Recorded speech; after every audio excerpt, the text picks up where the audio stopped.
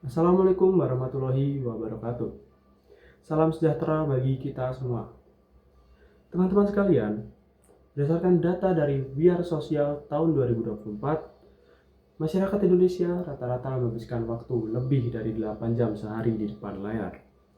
Dengan lebih dari 3 jam diantaranya digunakan untuk media sosial.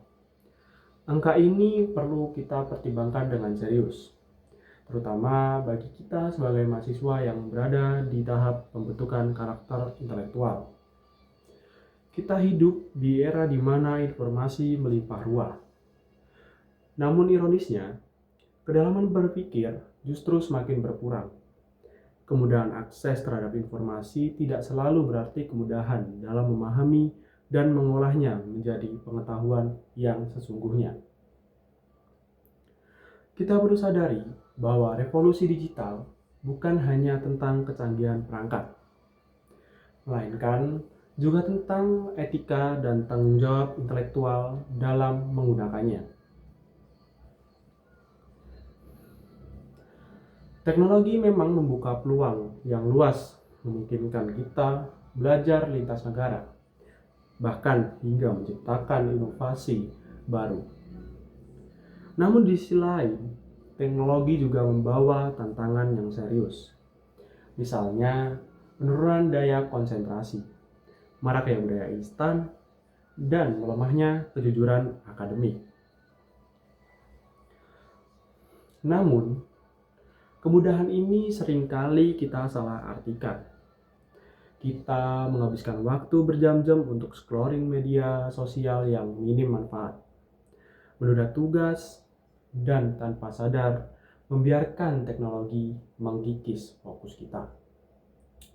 Saya sendiri kadang merasa membuka Instagram dan TikTok lebih cepat daripada membuka e-book kuliah. Tapi dari situlah saya sadar bahwa teknologi memang bisa membantu kita belajar, tapi juga bisa menjadi jebakan jika kita tidak menggunakannya dengan disiplin. Lebih serius lagi, kemudahan copy paste membuat kita rentan terhadap godaan untuk mengorbankan integritas akademik, menjadikan plagiarisme sebagai jalan pintas. Inilah pergeseran nilai yang harus kita sadari. Tanggung jawab kita adalah menjadi pelindung utama moral dan penghasil ilmu. Kita tidak boleh menjadi generasi yang hanya sibuk dengan gawai daripada dengan buku. Mengenai disiplin intelektual, gawai harus menjadi alat untuk memperdalam ilmu, bukan pengalih perhatian utama. Disiplin diri untuk memilah informasi yang akurat dan melakukan riset mendalam di tengah banjir data adalah esensi dari literasi digital tersebut. Mahasiswa yang berkualitas adalah dia yang mampu menguasai gawai, bukan dikuasai oleh notifikasi gawai. Lalu mengenai etika digital, kita adalah kaum yang terpelajar. Kita memiliki tanggung jawab moral untuk menjaga ruang digital tetap sehat. Kita harus menjadi garda terdepan yang memerangi hoaks dan ujaran kebencian.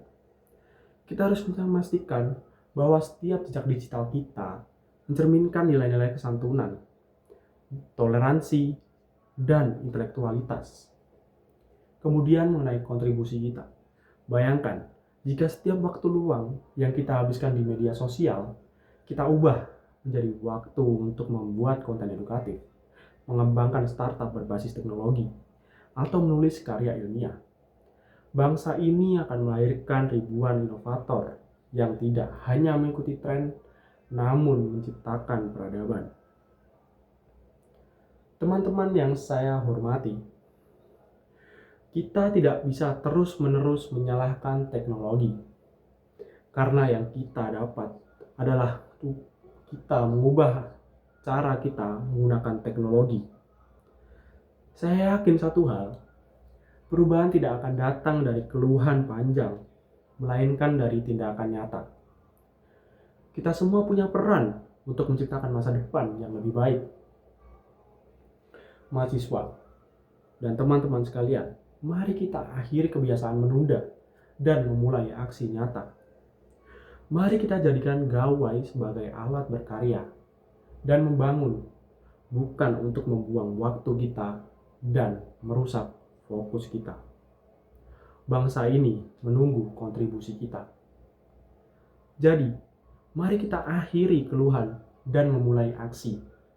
Karena bangsa ini menunggu kontribusi kita. Terima kasih dan semoga pidato saya mudah dicerna. Dan pidato saya bermanfaat untuk kita semua. Wassalamualaikum warahmatullahi wabarakatuh.